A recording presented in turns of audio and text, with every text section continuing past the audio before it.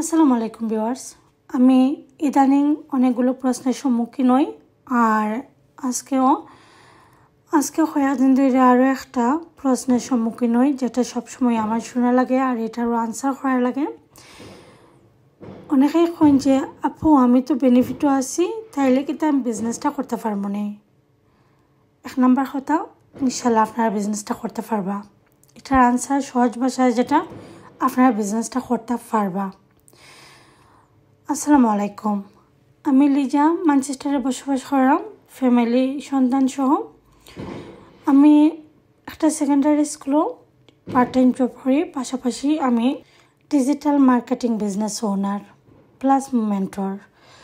তো আপুদের কাছ থেকে আমি একটা কমন কোয়েশ্চন পাই, যেটা সব সময় থাকে যে আপু আমি তো বেনিফিটও আছি, বেনিফিট ছাড়া তো আমার চলতো নয়, আমার বেনিফিট কোনো এফেক্ট করব নি যদি আমি বিজনেসটা করি।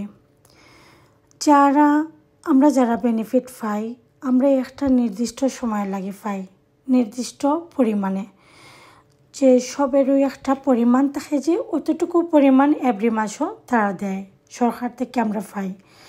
তো সরকারে আমরা হেল্প করে যারা আমরার ইনকাম থোড়া বাট সামান্য অল্প কিছু টাকার লাগে যদি আমরা আনলিমিটেড যে সম্ভাবনা আড়াই, তাইলে একটা সময় আমরা রিফস্তানি লাগবো।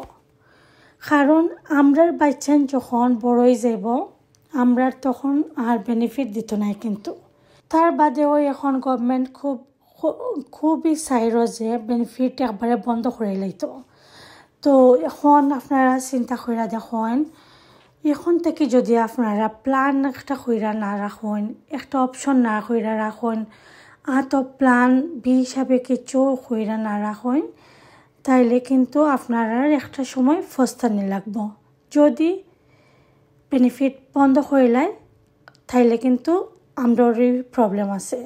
তো একটা যদি সাইডে দিয়ে কিছু কইরা রাখেন, একটা বিজনেস যদি ধরেন কইরা রাখেন, আপনার বাচ্চারা বড় হওয়ার পাশাপাশি বিজনেসটাও বড় হইল, আর বাচ্চারা বড় হয়ে গেলেও কিন্তু আর বেনিফিটও দিত নাই, এটা কিন্তু স্টপ করে লাইব। কিন্তু আপনি যে বিজনেসটা এখন থেকে কইরা রাখলাম, আপনার বিজনেসটা কিন্তু বড় হইব, এর বেনিফিটটা বিজনেস থেকে আপনি যে ইনকামটা করবা এটা কমতো নাই বাট স্টপ হইতো নাই, ইনশাল্লাহ আপনি সবসময় পাইবা।